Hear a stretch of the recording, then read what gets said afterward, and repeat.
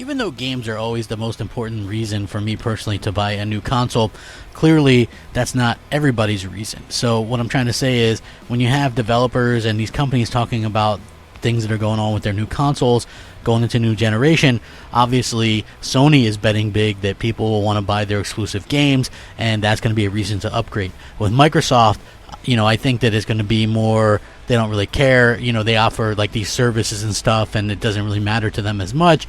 So they think, obviously maybe an Xbox fan is going to have a different reason to sort of go next gen with them. Maybe some do want better graphics or whatever. I'll be honest, I love better graphics. I think prettier graphics should come standard with every next generation, and we seem to get that. But I think you also have to have the games there as well to kind of sell you on the graphics and some of the technologies around it. And this video is going to kind of go more into details that if we got some more information about the PlayStation 5 in particular that I think you're going to all find fascinating, because I know I did. What's up, everybody? Crapgamer here with Crapgamer Reviews, back with another video. Thank you all so much. I would appreciate it if you guys could hit that like, share, subscribe button. It really means a lot to me, and it helps out the channel as well.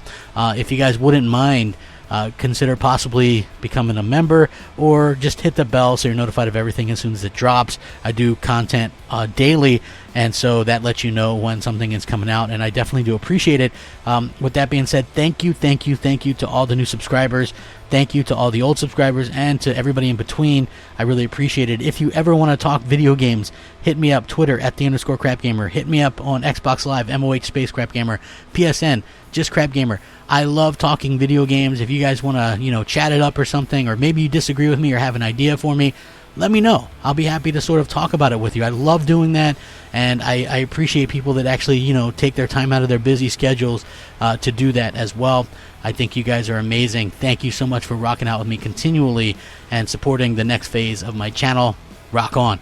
With that being said, again, developers are going out of their way to really praise and talk up the PlayStation 5, aren't they?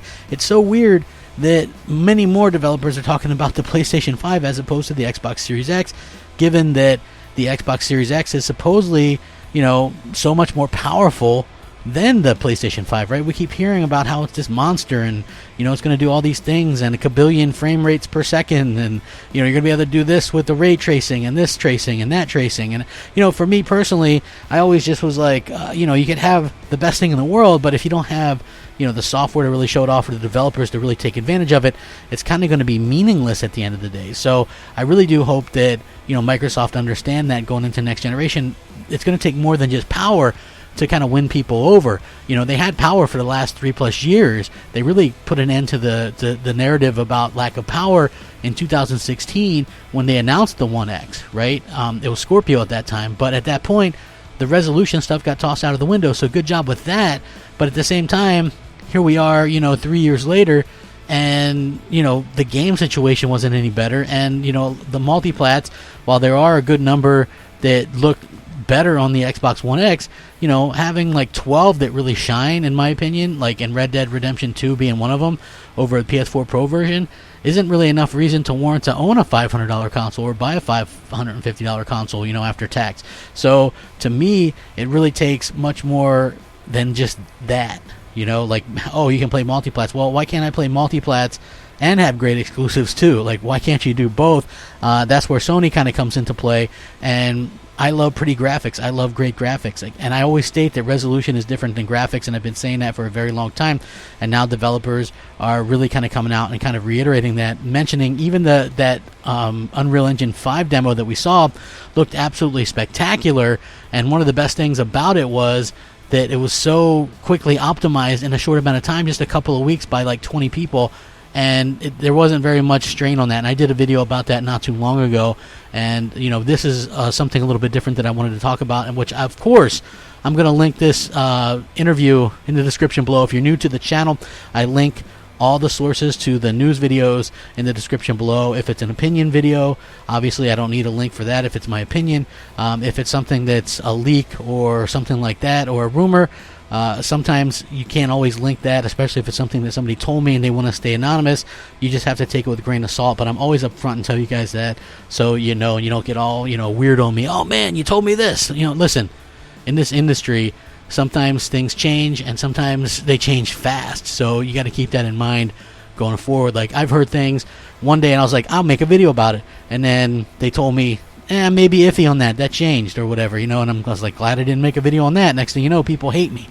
So the next generation PlayStation 5, the capabilities are going to be incredible. With newly evolved Unreal Engine 5, obviously, developers are going to be able to do what's called photorealistic graphics, and Epic Games believes that level of immersion, which their next-generation games can finally explore, will move and finally offer movie-quality gaming for the masses.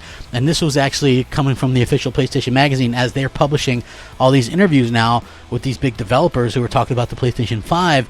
Epic Games Chief Technological Officer Kim Library exclaimed that, and I quote, "It's been a lifelong dream to witness that games that are as believable and realistic as big-budget Hollywood blockbusters."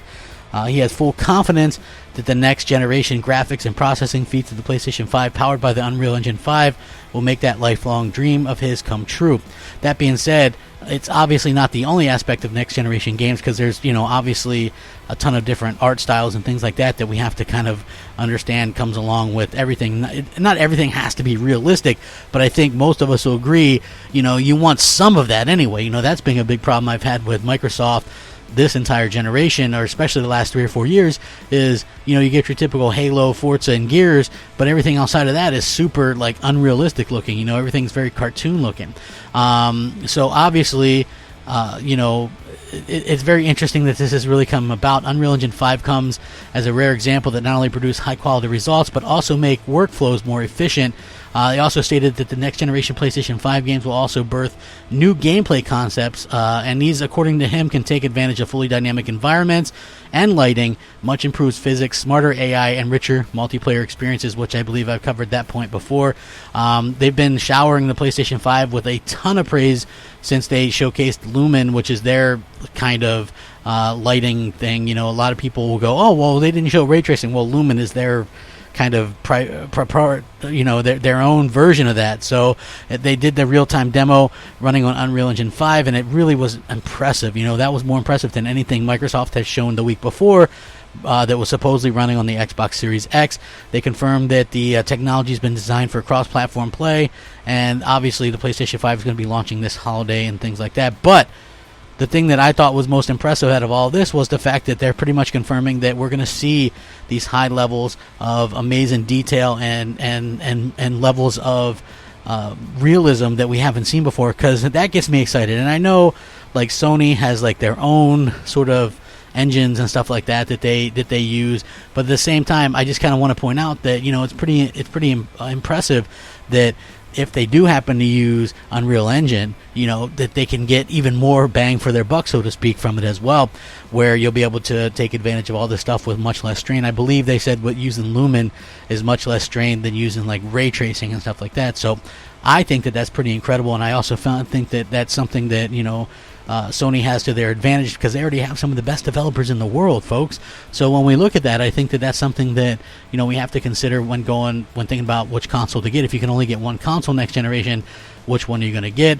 I really just think that it's going to be comes down to which exclusives, which content creator do you think really provides the most bang for your buck. And realistically, even though people are going to go, well, Game Pass, it's cheap. It's, again, though, Game Pass is built up based on supposed first-party games day and date from Microsoft. Let's look at their AAA games. They put out Gears 5 in September. Their next AAA game of September of 19, their next AAA game wasn't until, supposedly Halo Infinite in November of 2020. That's a 14-month gap, right? So, again, during that 14-month gap, was it better to be an Xbox gamer? Or if you look on the Sony side, Final Fantasy VII, Iron Man, The Last of Us 2, Ghost of Tsushima, Persona Royale, Dreams, right? Like, case closed, in my opinion.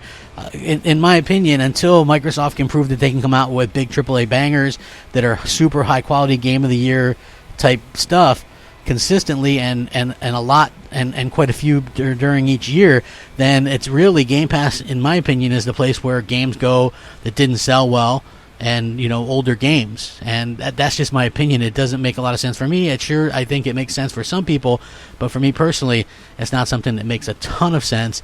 And hopefully you guys can understand where I'm coming from. I'm not saying it's not a value. I'm not saying it's not good. I'm just saying that's what I see until Microsoft can substantially upgrade and get their first party going much better than it has been this generation. So I would love your guys' thoughts and opinions on this.